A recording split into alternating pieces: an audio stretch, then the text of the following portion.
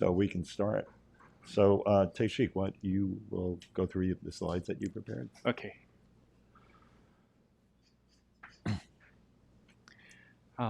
Thanks for your introduction, Thomas. I will briefly introduce the Korea and US are deepening their trade and investment cooperation to face the challenging future. This is not a comprehensive overview of the Korea and US economic cooperation. As you already know, it's too broad and its depth is increasing so fast. So I will give you a very quick overview, and then please think about my presentation as the source of the future discussion.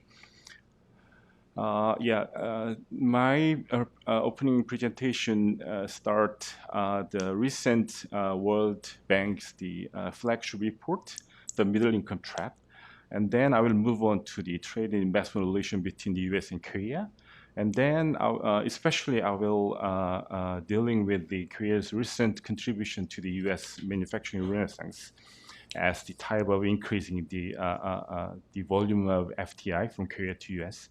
And then I will tap into some issue of the new chapter of Korean economic partnership in the facing of the geopolitical tension or geopolitical conflict, and then geoeconomic fragmentation. The slide of name is that Korea just between the middle income trap and then East Asian miracle. And then my main message is that Korea is a prime example of the overcoming the middle income trap through 3I strategies. The 3I strategy is not my idea. It's written in the World Bank report in this year. The Korea can overcome the middle income trap by investment, infusion, and innovation.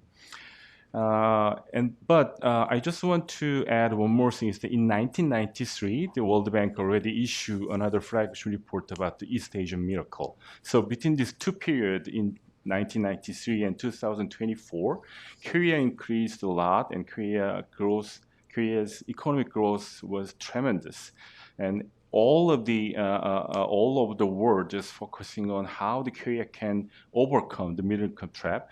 I think the trade and investment and economic cooperation with the U.S. is the main source of this increasing our economic power. So the main takeaway of this slide is that U.S. was the largest trade partner for Korea's export-oriented development until 2003.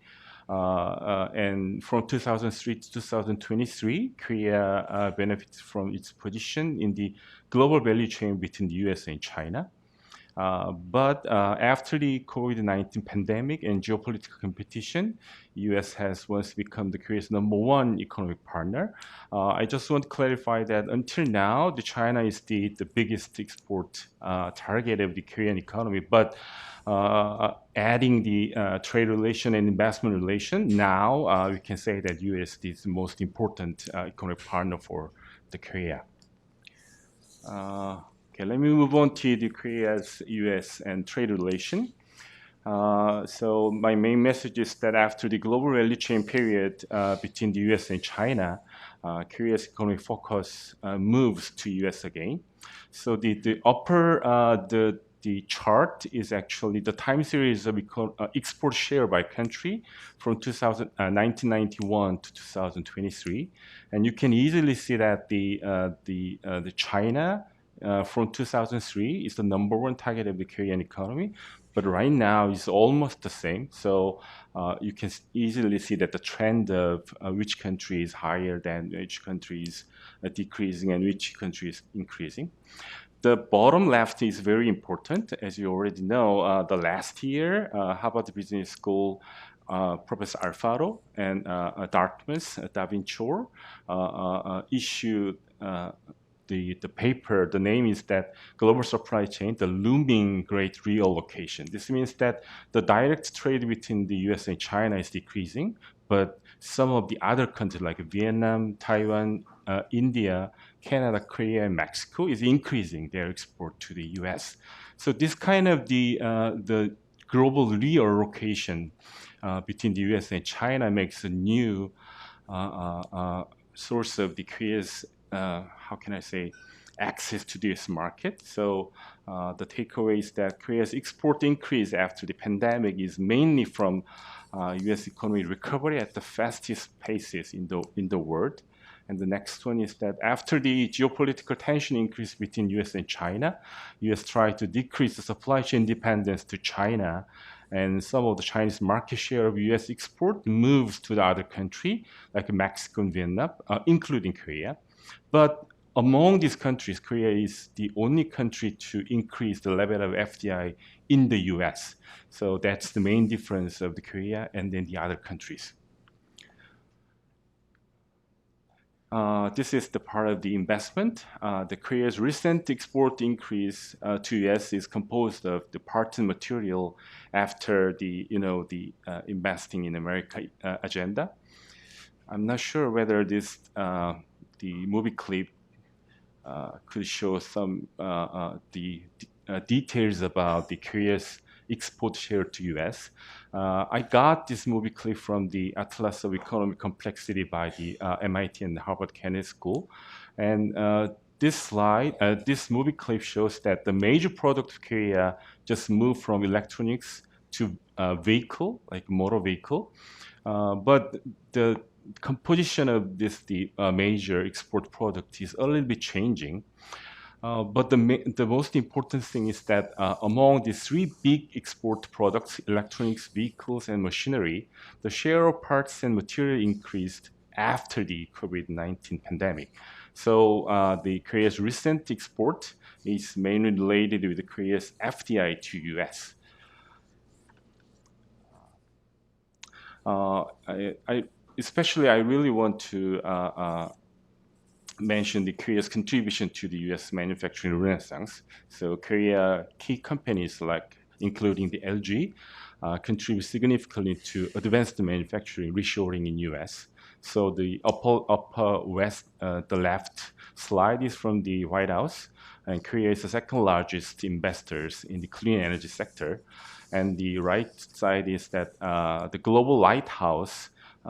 Among the global lighthouse factories, the LG Tennis is the only factory in US in electronics. So this means that the global lighthouse factory is actually the best example, best case of the advance of the manufacturing, and including LG, the Korea's key players contribute a lot to the US manufacturing renaissance. Yeah. So I will finish the last slide. So Korea and US should cooperate to overcome geopolitical and democratic and environment complication. So the left one is that from the Boston Consulting Group in 2020, the expectation by the 2024 about trade flow by 2032. So the red one is that the decreasing part of the world export, and the blue one is that increasing part. So it is very sure that the direct trade relationship between US and China will decrease, but all the other one is increasing a lot. So the US and Korea and Japan Trilateral Summit in 2023 show some of the other possibility of the future cooperation. So I just want to add that Korea and US need to develop the diverse cooperation channel for new era of globalization. Yeah, I will finish very quick. No, go on. Sorry about Please, that. it's very informative. Yeah. And then, as you already know, the LG have a future agenda about AI and bio and clean tech. So this area could be the good agenda LG could contribute. So the last the message is that Korea, US maintain the ongoing economic partnership. How the U.S. election will be finished. To be honest, I'm not. It is not easy for me to add some mention about the U.S. The election, but I really hope that Korea and U.S. could maintain the economic partnership. Okay, the last slide is key takeaway. I already show a lot of slides. The first one is that after the COVID-19, Korea increased export a lot, but it's related with the increased FDI in the US. And another one is the Korea's FDI in advanced manufacturing contribute to US manufacturing renaissance. And the last one is that Korea and US should step forward for the next level of the economic partnership. Thank you so much. Okay. Well, thank you, Tae-Sik. I look at the trade data and these economic statistics all the time, but I still picked up valuable new information. So thank you. So I'd like to focus on your 3 takeaways. So referring to your first key takeaway, as you know, Korean exports and foreign direct investment are booming in the U.S., creating a lot of jobs. Uni will talk about that in particular. But my question is there any, how is this going over with the Korean public when they see corporations investing in the U.S. rather than in Korea to create jobs there? Just the fact that Korean exports are growing, and if investments are profitable here, you get the repatriated income that would help Korean companies and the employees of those companies and the shareholders of those companies. Do the Koreans appreciate this as a win-win, generally speaking, the public, or is there friction or any problem there? Yeah, to be honest, I really hope that I could be the politician, because I could be very aggressive to answer this question. But I just want to say that in Korea, we also have some concern about the jobs issue. Mm-hmm. So the more FDI to US, some of the group in Korea, like labor union in the big manufacturing company, also have some concern the job will move to the US. But we all should think about the world has changed. So the geopolitical tension and geoeconomic orientation have some new way to understanding the global economy. So we have to figure out what's going on in the next level. So between Korea and the US, how we can reshape the global value chain in these two countries. So I think we can find a way to persuading another group to worrying about or right. Having concern about the jobs issue in Korea. Yeah. Okay, good. And turning to your second point, I'd like to dig a little deeper into how you see this Korean economic involvement in the U.S. as helping to create a renaissance in U.S. manufacturing. Mm-hmm. And so I'll question your statement, or maybe you could explain it in more broadly. But aren't there fundamental shortages of labor in the U.S. That would impede a renaissance in U.S. manufacturing, particularly take one industry in the semiconductor industry? Mm. I hear this from many participants in that industry. And just to support that, to give you a broader picture, I'll throw in some data I can't resist. Mm-hmm. So this is from the St. Louis Fed. Actually, there's this notion that the decline in U.S. jobs, manufacturing jobs, started when China entered the WTO. That inflection point that you showed in your slide. But actually, if you go back to 1979, that was an all-time peak of manufacturing jobs. There were 19.5 million. Now we're down to 12.9 million manufacturing jobs, meaning that as the population has grown, the share of manufacturing in the workforce in the U.S. is only 10% now, down from 25%. And in key areas, it's really weak, not only semiconductors. The U.S. can't build ships anymore, which is really a geopolitical problem, to take another industry.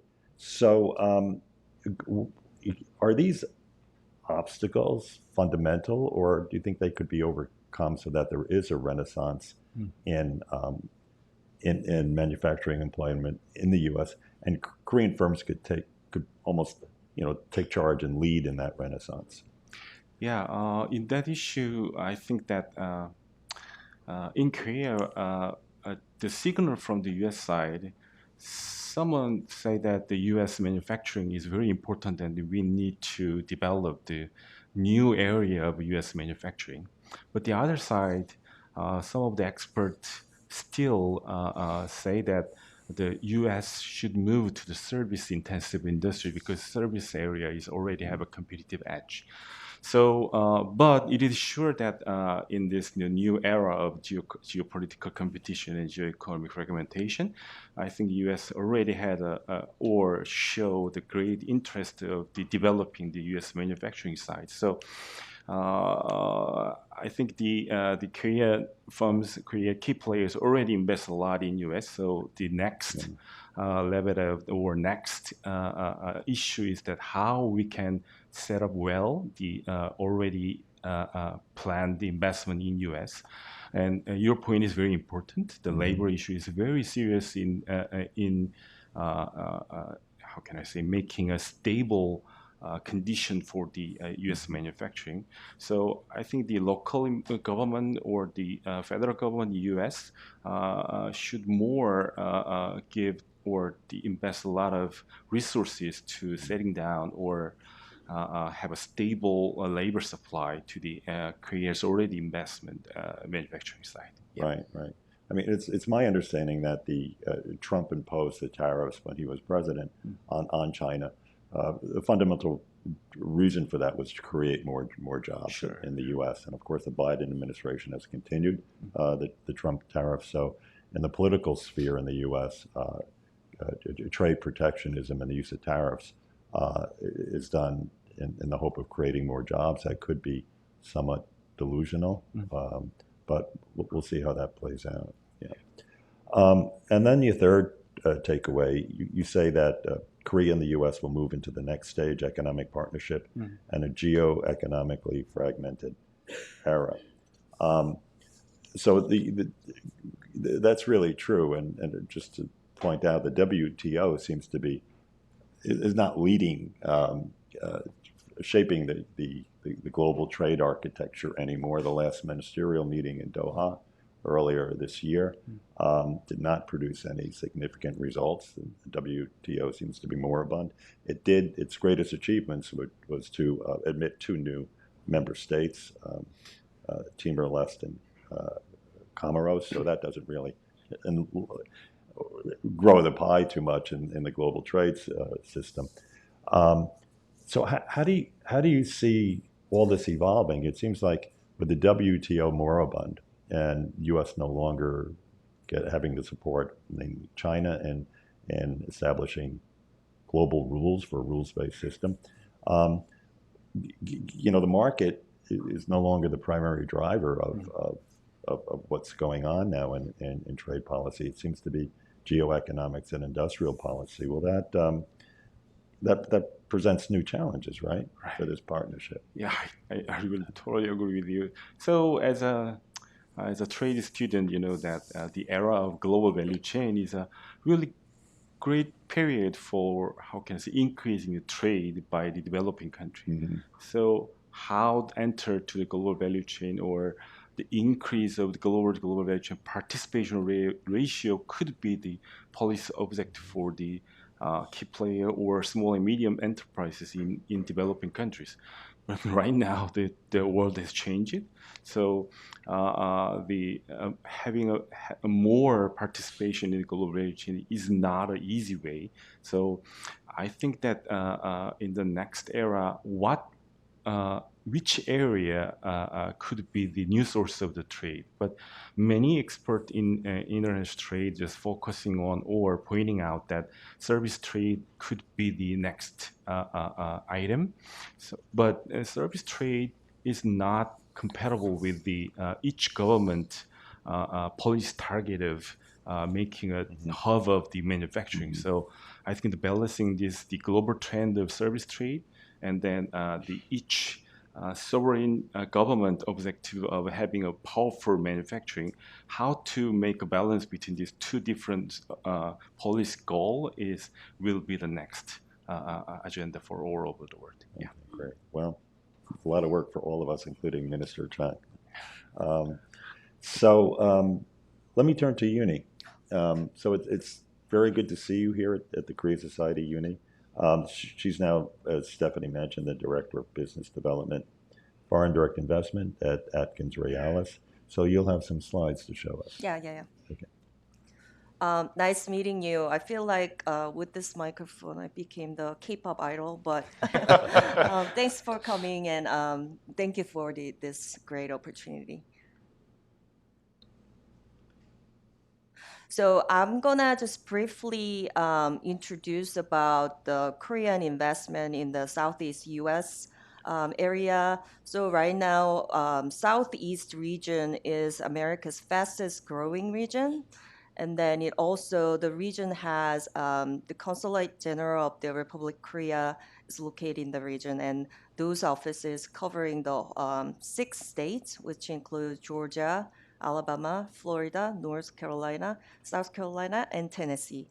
But sometimes we refer Southeast region as more broad region, including some of the other states like Ohio, Kentucky, and all that. So that's all. And home to the Korea Southeast U.S. Chamber of Commerce and Korean American Chamber of Commerce and the Korean American Coalition. So a lot of Korean American relations and activities are happening in the region right now.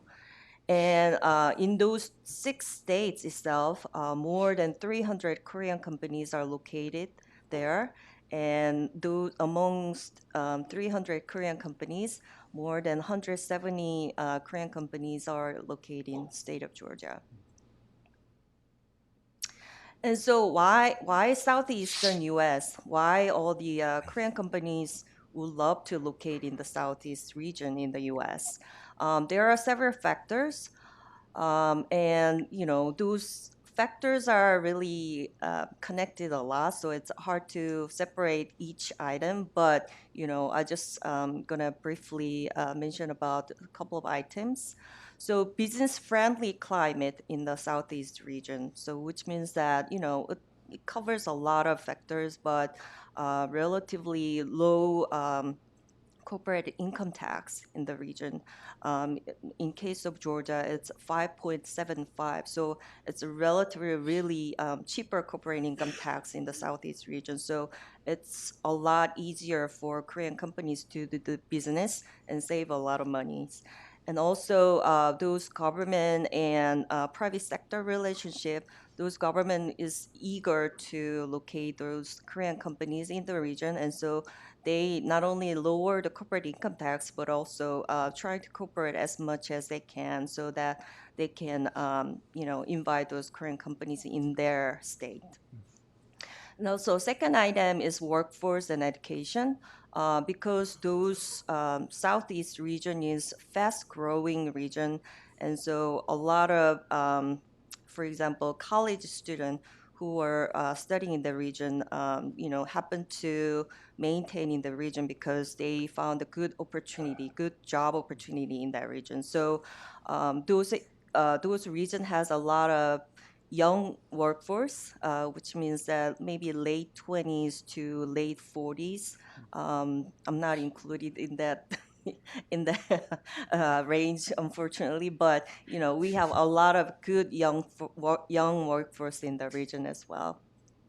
And also, those states are really putting a lot of effort to develop the education program for the good workforce. And so, a lot of colleges or the technical colleges are developing special programs for those companies who are located in the region. So, for example, SK Battery America actually worked with some of the technical colleges to develop special program for the company. So when those young kids are studying there and then have the certification afterwards, then they will eventually be able to get a job at the SK Battery America in Commerce, Georgia. So those education programs are really helping companies to getting good workforce and young workforce. And access and infrastructure. Those infrastructure, including ports, airport, and highways, are really developing a lot to make companies to, the easier location in the region. And so, and also because a lot of big companies, including Hyundai and SK Hana, those big name companies are located in the Southeast region. A lot of suppliers companies for that big mega plant are also trying to locate somewhere around in the region as well. So, you know, amongst those suppliers, they can make the good access to, um, good access to those client and other suppliers as well. And also favorable cost as well. I mentioned about briefly about corporate income tax, but also, just general doing business cost in the Southeast region are relatively cheaper than any other big states like New York or LA. So those, saving the cost for the businesses, helping the companies to locate in the region as well. Also, the other costs like just living costs in general, and then construction costs in general, and then utility costs for doing business there, it's relatively cheaper than any other state in the nation. And probably a lot of Korean companies are, relate to this item as well, low union rates. And so a lot of states in the Southeast region is very low union rate, and a lot of state and counties itself actually are really putting their opinion on, not having the union in that region. And so, Korean companies are having difficulties in their home country to having union and doing business with the union. And so a lot of Korean companies, especially they already established their operation or relationship in the for example Michigan area for big three are actually moving down to southeast because of low union rate as well. So all these factor actually making and connecting each other and making the momentum right now for Korean companies to locate in the Southeast U.S. because it's just the snowball. And so once the big company located in Southeast U.S., all the supplier companies are coming along, and then the other economic development activities are happening along as well. So those are making the relationship each other, and then creating the momentum right now. So I'm gonna briefly introduce some facts about Korean investment into U.S. The trading group between the U.S. and Korea rose by almost 87% last 10 years. So that makes Korea the sixth largest U.S. trading partner. And then the foreign direct investment wise, Korea has $175 billion investment for last 10 years. And so that's 371% increase since 2012. So a lot of big investment, including, Hyundai, LG Energy Solution, and Samsung, and those investment are happened very relatively new last 10 years. And so these companies' investments contribute a lot to the U.S. economy, including the employment and then production capability, especially the battery cells and semiconductor and automobile industry. So Korea is currently second largest importing source of EVs and lithium-ion batteries, and then fourth largest importing source for semiconductor. So these are the short and brief introduction about Korean investment in the U.S., Southeast U.S. And Byrne, Mr. Okay. Byrne, if you have any questions. Yeah, well, first of all, thank you. And I'd like to turn to your why the Southeast U.S. slide. You mentioned that there are 6 attributes. I think you modestly omit the 7th attribute, Yeah. and that is the state level government economic development agencies, and in particular the role that you played there, as Governor Kemp has commended you for that. Could you tell us a little about what you actually did as the as the director of Korean investment into the state of Georgia? So when I was with the state of Georgia, We talked about this at dinner last night, so yeah. it shouldn't be a complete surprise. Yeah. So I was the director of Korean investment for the last 5, 6 years, and before that, I was still recruiting not only Korean companies but also the other international projects to the state of Georgia. So our ultimate goal was to create jobs in the region and then create the capital investment from the FDI so that we can create the better economic development, and then develop the region's success.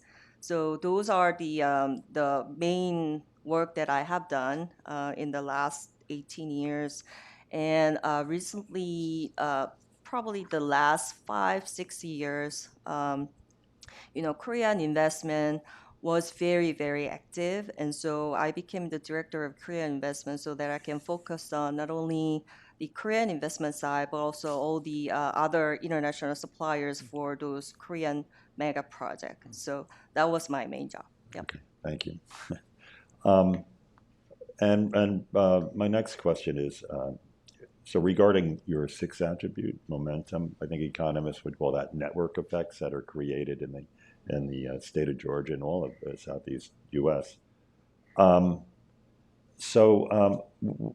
that momentum, is there a threat to that momentum dissipating in the absence of a strong commitment to free trade among the Democrats and Republicans alike these days? How do you see this playing out, this almost managed trade?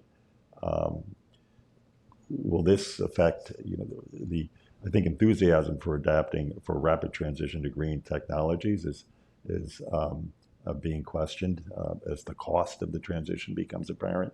I mean, we see this in Europe. I think we're seeing this in the U.S. too. But how will Korean companies adapt to this changing environment? So right now, as I am a new director of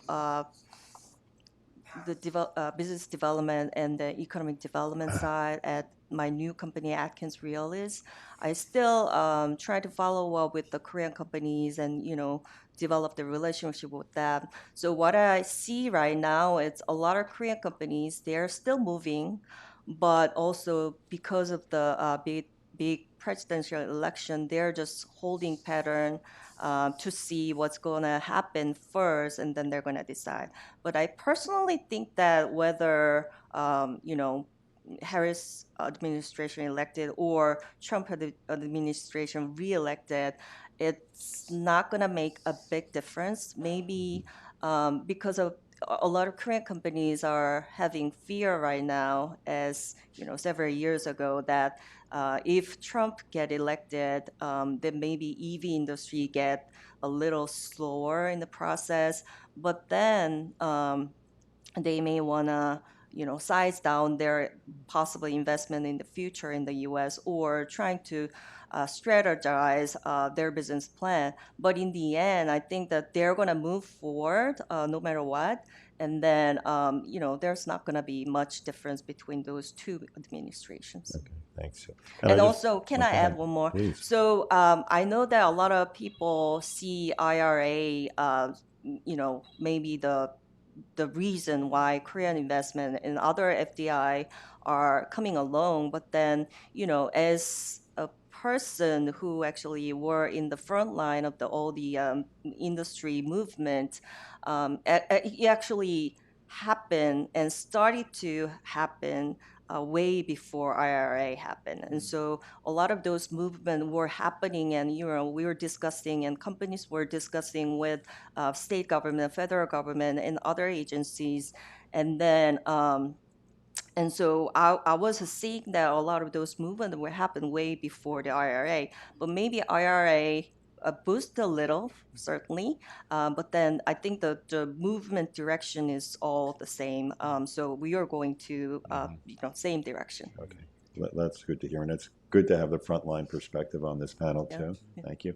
And I'll put in a plug for the state of Georgia. My dealings with my interaction with the economic development department over the past 2 or 3 years is that I've learned that the port of Georgia is the most efficient port in the United States, Mm-hmm. and more efficient than Long Beach, LA, and New York port area. And it's a reason why I think Hyundai located their big mega plant Yeah. close to, so they can have Mm-hmm. access to the port of Georgia, Savannah. Right. Good Yeah. work. Okay. State of Georgia. Thank you. So let me turn to David. Yep.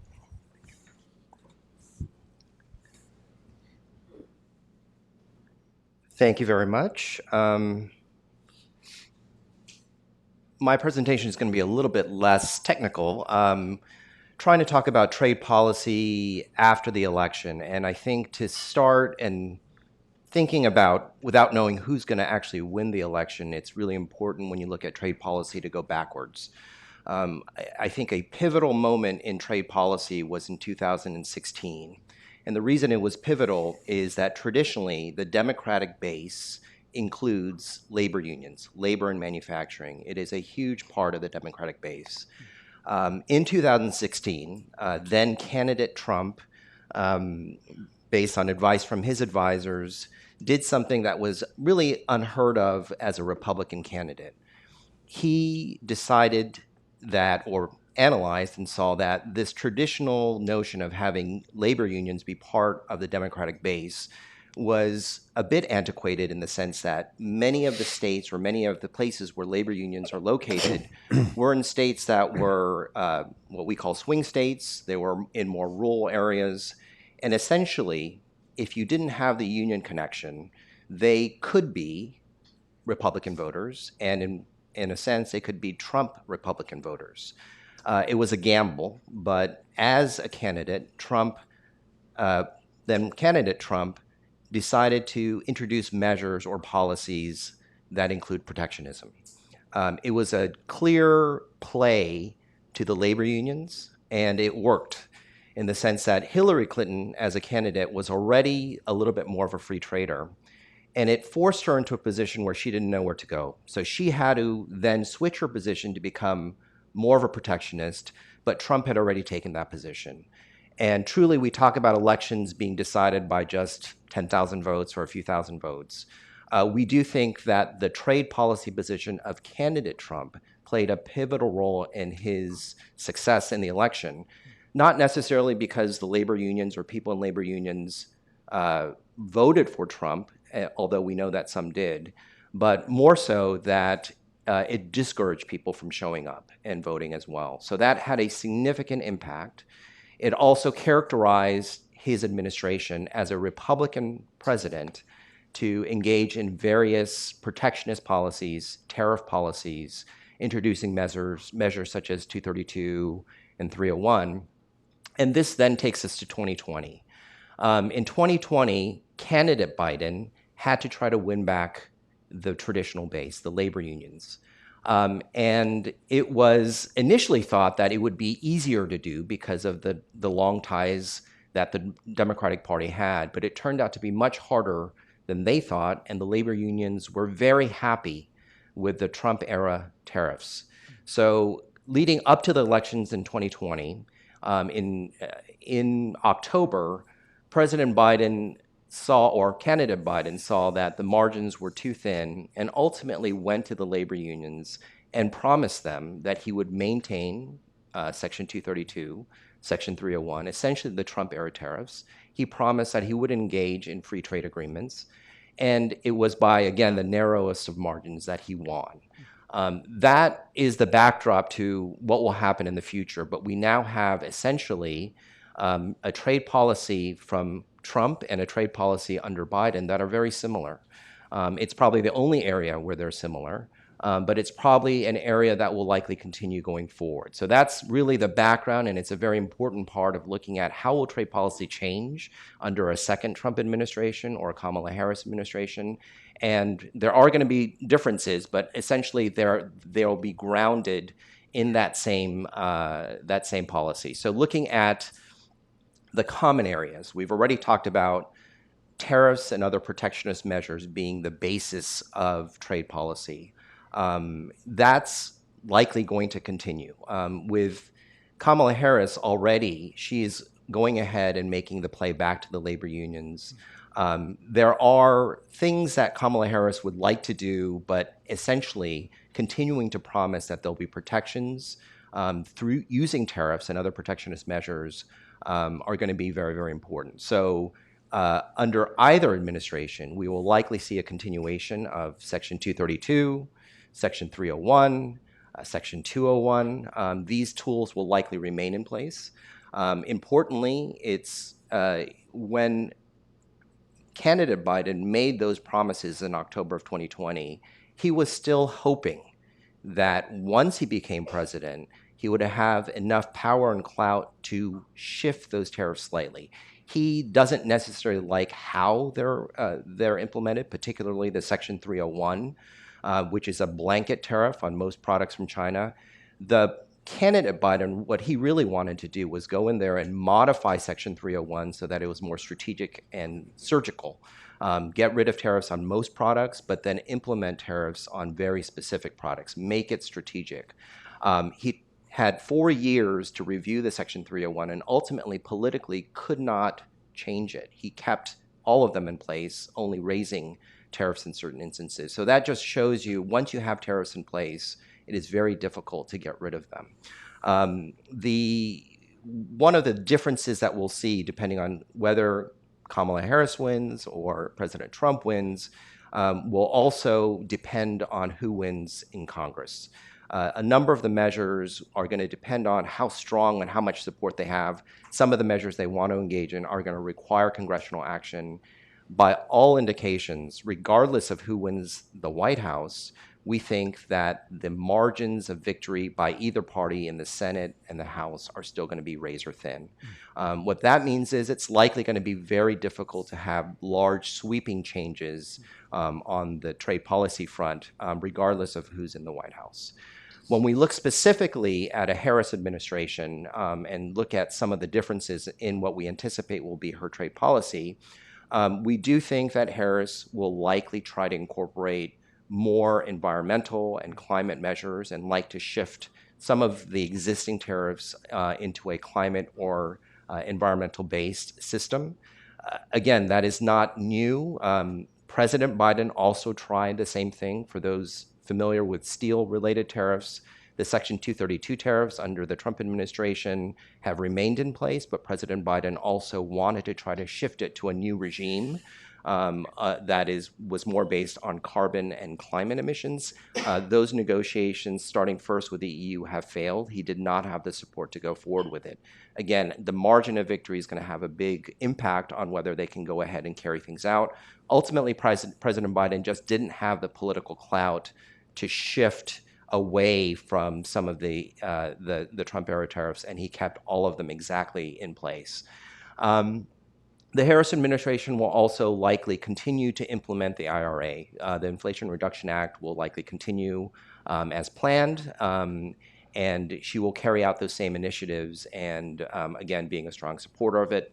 And the Harris administration will, similar to the Biden administration, will place significant value on traditional alliances, including with Korea. They value that relationship. Again, even though there may be tensions on particular issues, existing alliances and ties will play a big role. Under the Trump administration, some of the variations that we do think that we do think he will try to enact will be additional special tariffs. We've already heard about this universal tariff that he's been talking about, starting from a 10% universal tariff. We've heard up to 100% in certain instances. He wants more tariffs. And again, whether he will be able to do that will depend in part on, again, a Congress, as well as just his own will. We think that many of the tariff proposals that he has of a universal tariff are probably not permissible under current law without modification. He will likely still test the boundaries of that, but in order to do what he truly wants, he likely does need Congress to act. And again, with razor-thin margins, that will likely be difficult. Trump does not like the IRA, and in fact, no Republican in the House or Senate voted for the IRA. So he's talked about, and various Republican members of Congress have talked about, weakening the IRA or getting rid of it entirely. We think the efforts may be there, but it will be very, very difficult to get rid of it entirely. As you may recall, President Trump or candidate Trump back in 2016 said that he would get rid of Obamacare. That did not happen. And again, similarly for the IRA, we think it will be difficult for a number of reasons. Uni mentioned some of them, but a lot of the investments that have happened through the IRA are in Republican states. They're in states that are dominated by either Republican governors or members of Congress, and they like all that investment that are there. So there is a significant movement to try and moderate what could happen and what President Trump can do under a new administration. But nevertheless, without congressional support, he can still weaken aspects of the IRA through what has been delegated to the administration, making certain decisions, implementing certain timetables. He can make it more difficult and weaken the IRA. And for Trump, more so than alliances, he will continue to look at deals, things that he thinks will be a benefit or a win for him. So again, we think that he'll continue to do that going forward, even with the universal tariffs. He usually likes the carrot and stick approach, where he introduces a very large stick, but then will try to negotiate and get something for them. In terms of implications for Korea, I think just kind of going forward, again, from a trade policy perspective, we are likely to see more of the same when it comes to the tariffs. The big difference, I think, is that a President Harris will truly look to partner with Korea, as President Biden has done, and will look to make, not introduce too many surprises and have a dialogue on particular issues. And she values the U.S.-Korea relationship. The many investments that we've been talking about as well, she understands the true importance and the value of those investments. They have not only increased the value of the bilateral relationship, but it's increased the clout of Korean companies and the Korean government overall. So the importance that she will play on the U.S.-Korea relationship will continue to be large. In terms of what Korea and Korean companies can do, it is really looking for those opportunities. We know that there is a clear interest in supply chain issues and national security issues and China concerns, which is a little bit more controversial for Korea. But there are plenty of opportunities, and Korea is already doing it in terms of stepping up and playing a key role in helping to set up secure supply chains. And just the last thing to note, though, that even with, we talk about a strong bilateral relationship, which there will be one if Harris is president, there are always going to be certain areas that just for U.S. domestic political reasons will be difficult. Trade in steel is always going to be one of those issues. It is just too difficult as a domestic, U.S. domestic policy issue, where as good as the bilateral relationship will be, that issue will still be sensitive, but Korea shouldn't judge its relationship based on those issues that it knows are going to be uncertain. Finally, for Trump, I think it will, he will want to continue to deal with Korea on a transactional basis, looking for various deals. Unlike, I should say, it's not as if a new Trump administration wouldn't understand or value Korea or understand the importance that Korea has played in the relationship, but it will carry less weight for Trump. That is, it's a fact, and it will be an information point, but that won't stop him from doing things if he feels like he wants to do them or he feels it's necessary. The relationship itself is not going to be a barrier for Trump doing something that impacts Korea. When it comes to dealing with the Trump administration, it's very important because he is very issue by issue transactional. Korea has to deal with Trump on a more holistic basis. And what that means is Korea has, and it's gotten better, has more of a tendency to, if they're going to deal with the United States on a defense-related issue, they'll only deal with them on a defense-related issue. If it's on a trade-related issue, it's on a trade-related issue. But I think it's important for Korea to try to bundle issues together. There are strengths and weaknesses in the relationship. And all too often we hear from U.S. negotiators that the easiest way to deal with Korea is to split up an issue because Korea will deal with them separately. In dealing with Trump, they'll have to bundle the strong issues with some of the weaker issues. And then finally, again, we are anticipating more tariffs and quotas, but there could also be some areas where there can be benefits to Korean companies. Again, when it comes to industrial policy, which is what both the Trump administration and the Biden administration have engaged in, certain times the tariffs can impact the competitors for Korean companies and their investments. That's not to say that it's necessarily a good thing, but overall there can be some benefits for Korean companies, and it's looking for them and taking advantage of them. So I'll end it there. Okay, good. Well, this was very thorough. You delved into the complexities and the nuances. So I wonder if we could just try to simplify things. And looking into your crystal ball, is it a toss-up whether Korean companies would be better under a Harris administration versus a Trump administration, or does the a lot of Korean companies are leading the charge in the green transition, EV batteries, EV battery components, EVs themselves with Hyundai, and also solar cells. Will this tilt the field in favor of Korean companies would be better off under Harris? Can you conjecture that, or is it? I know you're a lawyer. Yes, but, I think it's a great question, and I think better is a broad word. I think there are going to be certain benefits and certain costs. I do think the benefit, and probably from a company standpoint, rather than a singular issue, I think there is more, policies aside, there's going to be more consistency. I think for any company, depending on regardless of what issue, having surprises is probably the biggest challenge. In that regard, I think because the alliances will play less of a role, because opportunities will be there where a deal with a different partner could then negatively impact Korea, I think there's a lot of room for surprises. And from that perspective, I think a Harris administration will probably will be more consistent for Korean companies. But with that said, when it comes to tariffs generally, and Mr. Byrne, you had mentioned, does tariff policy lead to more jobs? I think one thing is very important for Korean companies to recognize, which is we are now in an era of industrial policy, for better or worse, under both the Trump administration, under the Biden administration, and definitely so under a Harris administration.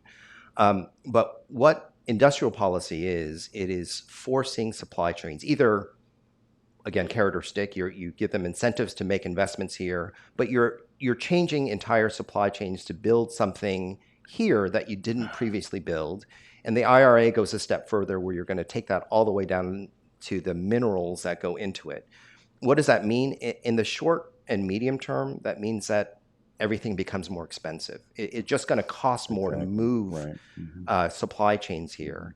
So if you are a company that's invested $5.5 billion and you're moving entire supply chains and shifting where you source minerals, and you know that your cars are going to be more expensive when you make them here, it makes you less competitive compared to imports. So that means that industrial policy begets tariff policy. You, as the investor, now want certain protection because your cars are going to be more expensive than what's coming in right now. And so I think the change, although we've seen it for years, but I think the bigger dilemma for Korean companies going forward with all this investment that's happening is Korean companies have traditionally been anti-tariff because Korean companies were export-oriented. I think with all this investment, Korean companies will benefit from tariffs in certain respects, and it'll hurt them in others. And so you will see Korean companies on both sides of that argument going forward, depending on what the issue is. So I think it becomes complex, but because they are now part of that industrial policy, they also need the tariff policy to help protect those investments. Right. Yeah, well, that's an excellent point. It shows this complex new world of industrial policy that we're in. No longer is it free trade. Exactly. So I wanted to ask you one more question, and this deals with Washington's effort to check the rise of strategic industries in China. So the U.S. Treasury has recently drafted regulations to implement a Biden administration executive order prohibiting certain U.S. investments in key Chinese industries. And the Korea Chamber of Commerce and Industry recently wrote a letter to the U.S. government expressing concern that Korean companies, even though they're not, it doesn't seem they're American, could be caught up in this, could be snared up in these regulations. What's your take on this? That's another great question. I think all too often, and not just this particular proposed regulation, but just a lot of the U.S.'s China policy has collateral damage for Korean companies, just either directly and even indirectly. I think for this, there is a potential for this to affect Korean companies, perhaps not on the mass scale I think that some companies think. The proposed regulations are very, very specific about U.S. persons. It's a broad definition of U.S. persons, but it's U.S. citizens, permanent residents, companies controlled by U.S. persons, and then foreign nationals who are physically in the United States, which is a different element. So I do think it's mainly meant to address U.S. companies. And again, subsidiaries of Korean companies will be U.S. persons in many respects because they're based here in the United States. It will be a little bit more difficult under the way the regulations are currently written to truly affect a foreign parent company of a U.S. subsidiary. But there are risks there. And I think the most important thing for any company, Korean or otherwise, is to understand why is it that they're going forward with these regulations. And the number one answer is, among all things, the U.S. is truly, truly worried about China advancing in AI and quantum computing. That is a true fear that they have, and this is really meant to try to slow things down. In fact, the U.S. is even promoting relationships and funding with the Middle East and U.S. companies to try and beat China. It's that severe. So this is a real risk for them. So when you're a Korean company, you have to understand what the motivation is and see whether or not the investment itself that you're thinking of doing, does it really impact that motivation, that goal? If it doesn't, then you're probably less at risk. If indeed it does, then either directly or indirectly affecting your U.S. subsidiaries, it will be an issue. And so we always recommend having a dialogue. If it's a massive investment and you are a U.S. company or a foreign company, it's important to have that dialogue, particularly, again, with all the investments that are here. Korean companies should realize those U.S. entities are U.S. companies, and they can act and engage with the U.S. government as a U.S. company. They can lobby Congress as a U.S. company. They should have that dialogue about their concerns. And voicing those opinions, you will be surprised how much will come out of it. And the U.S. government is typically fairly honest and straightforward, in many respects, not necessarily clear, but about what they're going after, and will give you some of those concerns. Right. Yeah, I understand that the U.S. government, particularly the State Department, is aware of these risks and these unintended consequences, and has expressed a willingness to work with Korea to kind of work around these or minimize the impact on Korean companies. Absolutely, Yeah, absolutely. Right. Okay, so now this was a very illuminating, in-depth, and exhaustive discussion of key issues here. Now we're going to move to the next phase and talk about a case study. So this is, we're fortunate to have Won-Chul Kang here, and you'll talk about Schwan and CJ's experience in the U.S. So do you want to start with your slides, and then I'll ask you several questions, or? Yeah, we can start with the introduction of the CJ. Yeah. Okay. So yeah, we could go that way. So can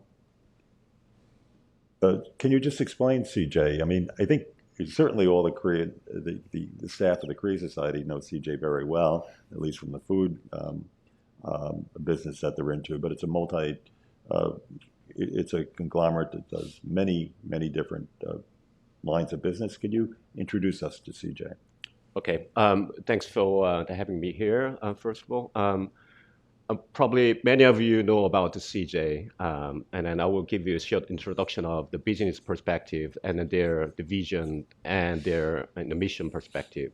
So as you can see on the screen, the CJ play the 4 different industries. You know, the food and the food service and the retail and the logistics and the bio and entertainment and the medias. So with around 40 billions on the global level and the sale, but it's their missions and their true goal is extended beyond of the business only. They want to truly becomes one of the cultural the company and then contribute to the global economies and the society in something different way. So they want to make the world more convenient, more healthy, and also they want to provide the quality, etc. So to do that, and that's the mission of the CJ. And to understand that visions, we need to some consider about some post-war and the Korean War. There is some background. Probably some of you know about Korean War that happens in the 1950s, and that ended in the 1953. It was a 3 years long last journey. And you can imagine, after that war, how nations becomes that devastated, and one day they become just one of the poorest country in the world.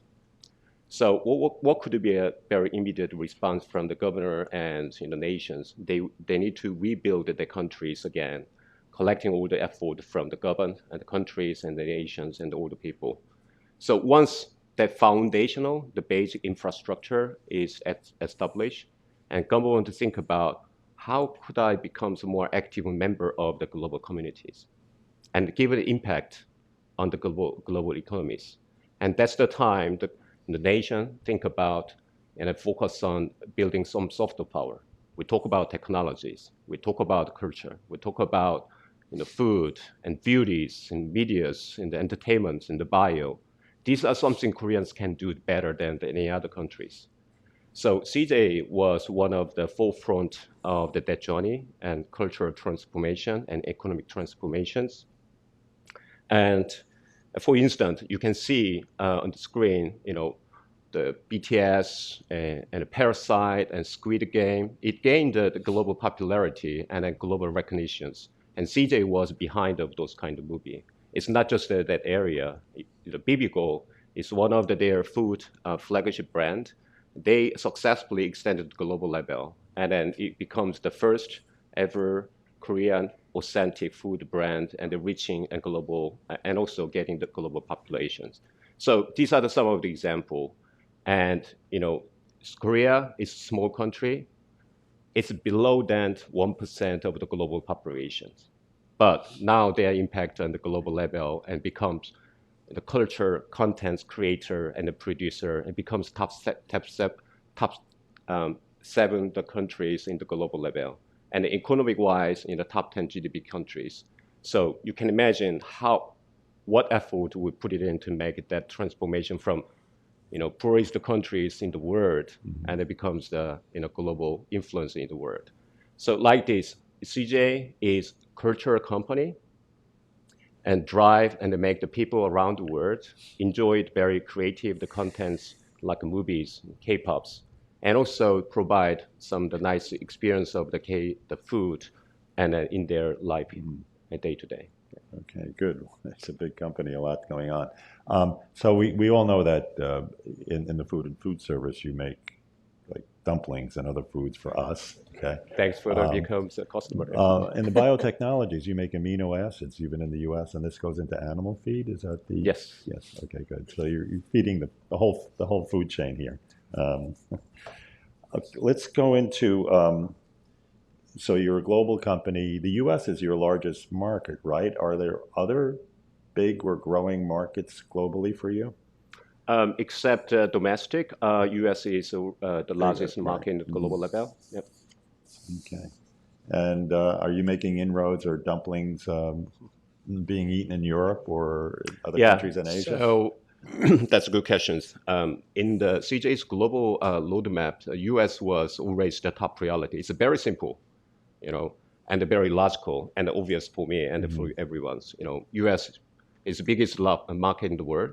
And also think about diversity, very, very high. And acceptance of the multicultural and the cultural contents, it's very high. And then they are very interested in the different, the culture experience as well. So for this simple reason, the US is always the top priorities. So we invested in the US last decade, $5 billion.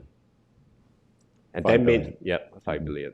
And that means we become the fifth largest investor company among the all South Korea, the company in the US. And also, different level, it becomes the third largest job creator in the US among all the South Korean company in the US. So CJ is global strategy. You talk about Europe's. We try to reach out where all the customer is. And one of the examples is Europe's. Like US, Europe is very high acceptance of the different culture, high level. Yes, obviously, Europe is potential. And any other countries, yes, we are trying to expand, but we haven't not scaled up yet like the US yet. So our investment will be wisely prioritized where the money go, but ultimate goal is reaching out every country where a customer is. That's our mission. Yeah. Good. Could you talk about the CJ's M&A mergers and acquisition strategy? I mean, CJ has Schwann's now. What are your key takeaways from the M&A strategy of CJ? Okay, so let me advance. Thanks for the questions. And actually, I led that M&A in my personal role, and also led the post-merger integration to make it successful. So last year, we were very honored being featured as a Harvard Business Review and case study. The titles is CJ is a successful globalization of the K-food specific. And I shared during the interview what was my approaches, and then together with our team, and then share my insight. I'm glad to share the same stories with you here. So it's not only M&A. Before there is some journeys we made it. So first time when we entered the U.S., it was pretty simple. We didn't have the infrastructure, and we didn't know about the customer and consumers in the U.S. market. So first thing we approach it, who knows we better. So Korean immigrant, Asian immigrant, we sell the product because they have a homesick.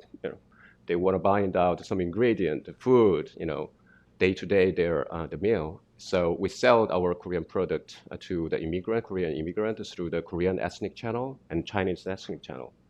And then we scale up to go the club, because club customer, they are more trend sensitive.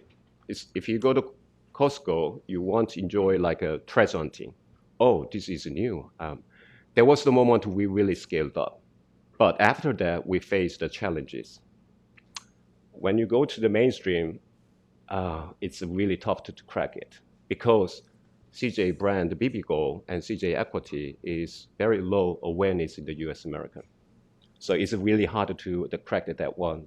And there was the time we need some partner to help us and give it a bigger impact. And there was the times we met in the Schwann's company. At first time, the Schwann's was not good. Didn't really look good, because they didn't grow the pounds, they didn't grow the dollars. Their profitability was challenging. So they faced the turnaround situations. Okay, hang on a minute. But what's we truly need?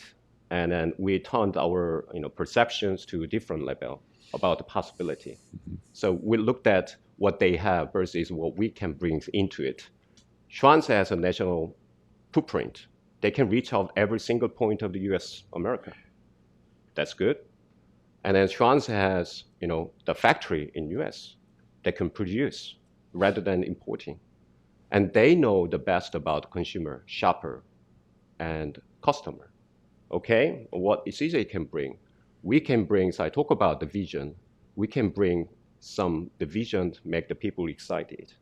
And we can bring substantial capital, the capability. And probably I'm trying to make it general, our engineering already South Korea is one of the top in the global, and our creativity, R&D, research development is one of the top in the global. And then CJ can bring those kind of capability to the Schwann's. So it was very obvious, Schwann's, they very strong this one. CJ can bring, and then very complementary relationship we can build. So you can see on the screen, after acquisition, Schwann's becomes one of top 10 fastest growing CPG. It's not just a food, CPG company. And the 2023 we were the first and the best, the growing the company under mid size of the company. So one of my insights why it was successful. First one, I talk about find out a partner and know about you, but know about me. I'm lack of this one. Someone can fill this gap. If I think about I can do everything, I'm probably too arrogant. And this is a cooperation we talk about. Inkyo, Mr. Lee talk about cooperation between the U.S. and then Korea. Yes, Korea can fill this one. U.S. can help us out, and this is a clear cooperation, and there was the synergy. 1 + 1 is 2, right? But our business, we need to make the 1 + 1 is greater than 3. With the partner and the cooperation, I think this magical equation, it can happen. So we thought about those kind of things. Second one, successful merger integration process. 70-90% of the M&A gonna go fail is because of that process. They think they're very simple. We were very patient to put in our effort and time and money to build trust first. And that trusted relationship really actually is the DNA and foundation for everything. If I don't trust you because you're American, I can pretend, however, nothing can happen generally. So that was the second one. And the third one is have a clear vision. I talk about CJ brought the vision into this company. It makes the difference. Make the people think about what I'm existing. What's our purpose of a sense of the purpose of this company? It's not money. It's not business. It's behind. It's culture. So that vision really makes the people really excited and proud of themselves.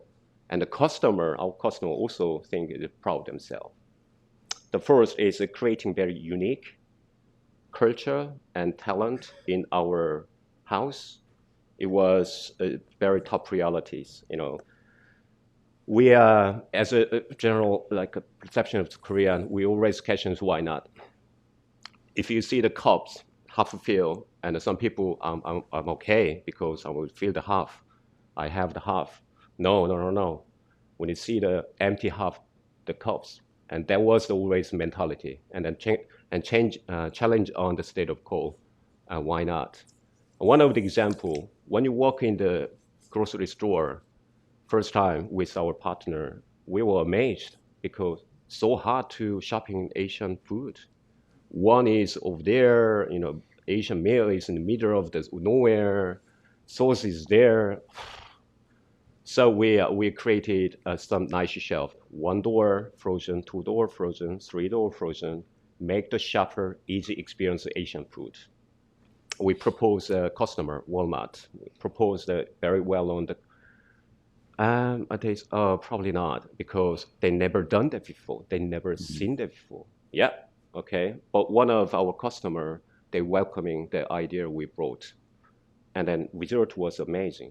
It's just 1 door that creates more than 3 doors worth it sales. And also more importantly, Bibigo brand, because represent very high quality, bring new customer that store. It was amazing the result. And that they want to roll out all of their store, and then we introduce these stories to other customer. Oh, yes, let's make it happen. So now it's more than 11,000 of the store. They adapted our Asian destination model, make the shopper easy experience of their Korean Asian food. Like this, it's just one example. Always change, why not? Right. Mm-hmm. The finally is we focus on 10% our effort on just the planning. What about 90%? Actioning, execution. You can think about without actioning, nothing can happen, right? So it's not just a paper exercise, it's strategy. We talk about how we're going to make it happen.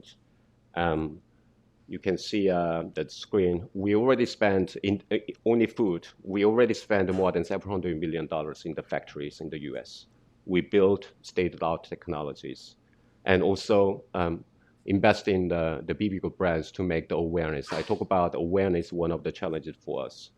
Now, most of the Americans know about Bibigo at least. And also driving innovations, we invested. It's not it. We will continue to invest it because it's still, we see a lot of the opportunity in the US. And we're gonna just about invested another 500, 600 millions in the state of technology in the middle of the North America. That will be so full. So without actioning, I talk about when nothing can happen. Those are the 5 things was success DNA. We think that M&A really makes successful. Well, that's great. I think part of your M&A alchemy to make 1 + 1 = something greater than 2 is the joy that you bring into the food industry. We've heard that term before in other contexts. But lastly, I know we're probably into overtime, and I'd like to get to Q&A. But what are the risks to your long-term success here in the U.S.? I think at the risk side, the speed, how fast we can go, because we want to make this momentum and the trend is keep going. If we pause for a while because some reason, politically, diplomatically, or internal reason, people's gonna forget about it, and then a new trend will come on and dictate it. So it's speed is one of the risks, but we're gonna catch up very soon. But overall, we're gonna stay humble. We are not just enjoying this success. We will continue, and then we will stay driven. So we believe still lots of the opportunity, as I talk about how our brand is still relatively low household penetration, 10%. I would say the rest of the 90%, this is the opportunity for all of us. And for example, American is most culturally curious customer. I just have the few index. 81% Korean traveler, American traveler, they are interested in cultural experience. 70% US diner, they're looking for new cuisine and new experience outside. And 82% US customer people, they buy Asian food. Strong enough. I think I have the confidence using those kind of index. And one of the best things, advantage for most of the Korean company is they're very creative, they're very agile, they are good at innovating thinking. I think we need to leverage this kind of strengths to speed up and revitalize the market in the US. And I think we will do that the same. Okay. Yeah. I would not be surprised if you continue to be very successful. Okay, so let's turn to the Q&A. I see that we still have standing room only in our event room. So Stephanie, how are we going to organize this? I think we have a mic here, so please, if you have a question, raise your hand, and please identify yourself. And in the interest of time and politeness to everybody else, please keep your questions question-like. So do we have any questions? I see one hand.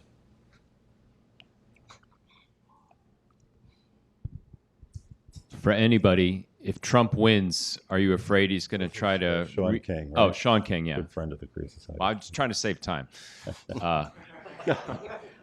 If Trump wins, who's afraid he may forcibly try to renegotiate Chorus FTA, threaten to tear it up, sort of like happened with NAFTA and USMCA? Thanks very much. Anyone want to take that on? I just speculate. I can start. I think anything is possible under a second Trump administration.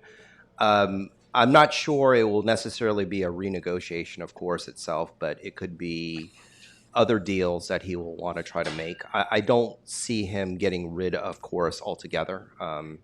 I think that's probably less likely. There are certain other agreements like USMCA where there is an automatic deadline in 2026, and I think there are true questions about what he would do for the kind of extension or the sunset review of USMCA. But for Chorus, I think less likely that he will wholesale get rid of it, but again, there will be certain issues that will come up, whether they fall under the context of KORUS or separate bilateral issues that I'm sure that will come up and that he will want to engage the Korean government on. Thank you. We have one more question in the back, or I can't see all the hands. May I? Jerry Lee, Bank of Korea, US. I have one question. There was a big change in the regulations. Chevron principle was overturned by the Supreme Court. I wonder if it has some kind of the limitations of the administrative powers when the new government has split houses in trade policy area. Thank you. Great question. I think the answer is we as a lawyer, and I've been a lawyer for 28 years, I don't think we really know what the true impact of Chevron deference going away is going to be, but I think we're going to see it first depending on individual courts are going to matter. So that does mean, and just for everyone's benefit, Chevron deference means that when there's laws written into the statute and it's very clear, then you must follow what's written in the statute. Where something is not spelled out in the statute, then U.S. administrative agencies have discretion to interpret and come up with their own decision as long as it falls within the parameters of the statute as a whole.